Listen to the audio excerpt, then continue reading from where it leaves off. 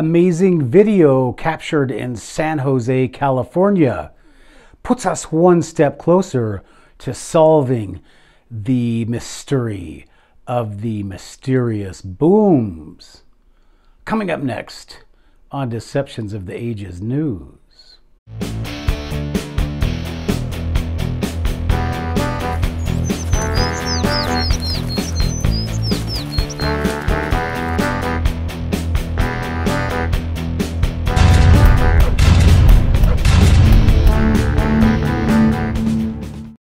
Hello everybody and welcome to Deceptions of the Ages News. Today is a big day for us here at Deceptions of the Ages News because we just hit 2,000 subscribers. 2,000 subscribers in just about 4 months.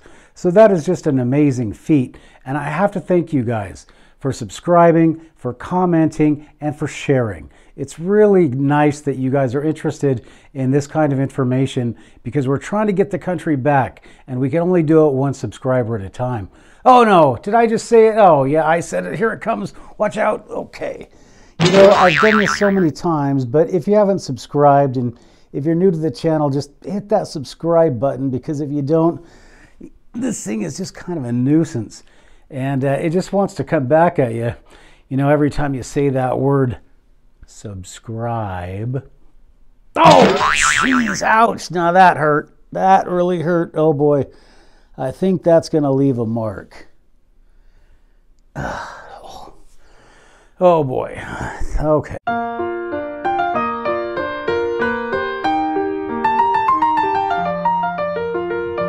All right, so back to our topic of the day.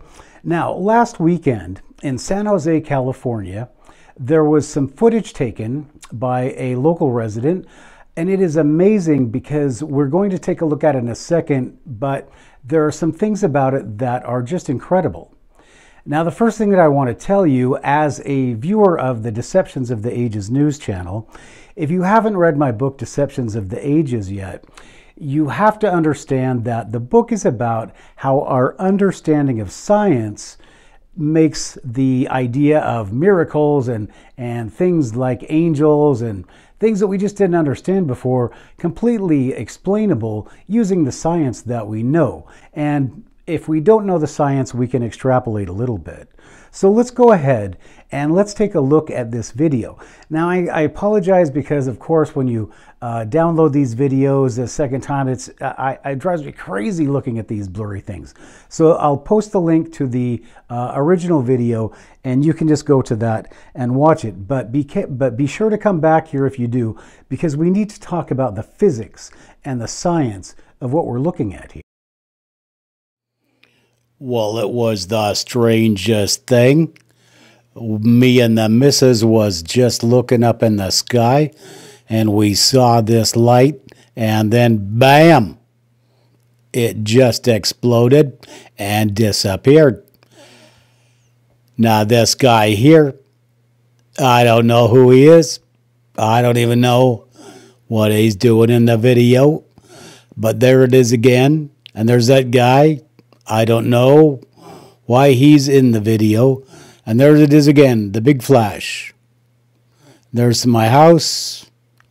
And there, one more time, the big flash. All right, so as we are watching this craft move along, notice that it is kind of pulsating, right? It's not moving along in a steady fashion.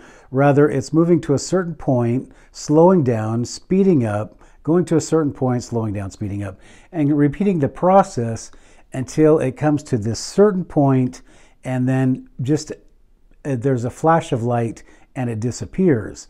And along with it disappearing, there is a sonic boom. Now, we can understand what's going on here using science. Now, in my book, Deceptions of the Ages, I talk about the science involved with extraterrestrial craft.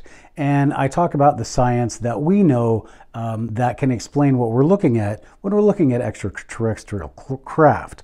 So let's go ahead and talk about what we saw in that footage. Now, what we saw in the footage is we saw a light, right? That's the first thing that we want to talk about. Now, what is light? Light is created when the state of an atom, let's say like there's a hydrogen atom, which it consists of just one neutron or one nucleus and an electron. Okay, pretty basic stuff. But if you share that with an oxygen, a couple of hydrogen atoms, and compare them with an oxygen atom to create water, H2O, then you have these atoms that are forming a bond based on sharing an electron. Now, this is what we're trying to get at when we're talking about what we're seeing when we see these flashes of lights, or even when we see these UFOs, or lights in particular, any lights.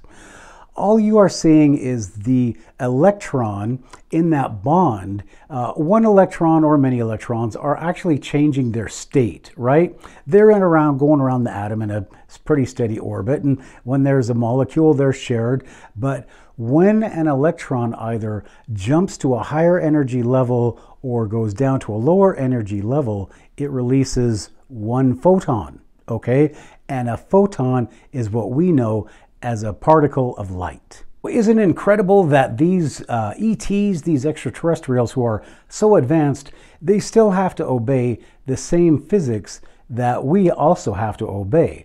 So we understand when we see these craft that they are basically, and we could talk about the ball, the orbs, they're all just states of energy where electrons are reducing or increasing their energy level and emitting photons of light. Pretty simple stuff. Most sixth graders know it now. But the other thing that this craft does is that it flies, it's going along, and it's pulsing a little bit, it's emitting light. That means that it is there is some kind of energy transfer going along. And then suddenly, bam, there's a huge flash of light. So what do we know from science? That is obviously a bunch of photons are being released because a massive amount of energy state is being changed, right? So we understand what's happening there. So when this thing releases its light, creates all this light, and then disappears, it does something else. It creates a shock wave in sound, right? So we know that this isn't some kind of magic craft.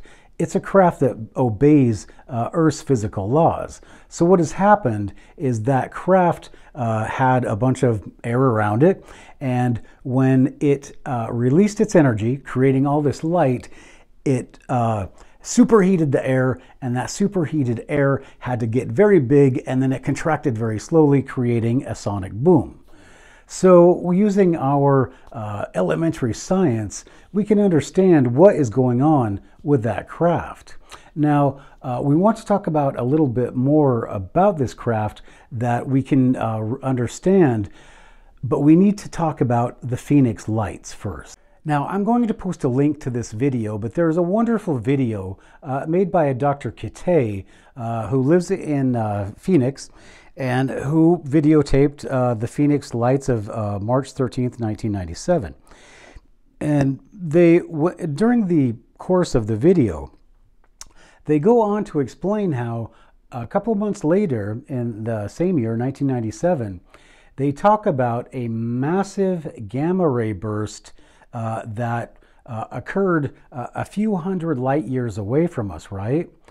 And that gamma ray burst in 20 seconds went from hundreds and hundreds of light years, thousands of light years away, to just being within our own solar system. A gamma ray burst there and here, and they say that within the gamma ray burst was an oblong object. And I will post a link to that video as well.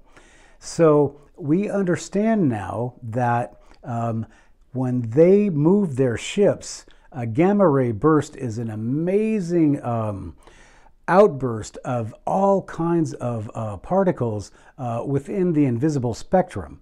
On one side of the spectrum, you have X-rays. On the other side, you have gamma rays, right? So somehow these people are traveling, or these entities are traveling using some kind of a gamma ray burst.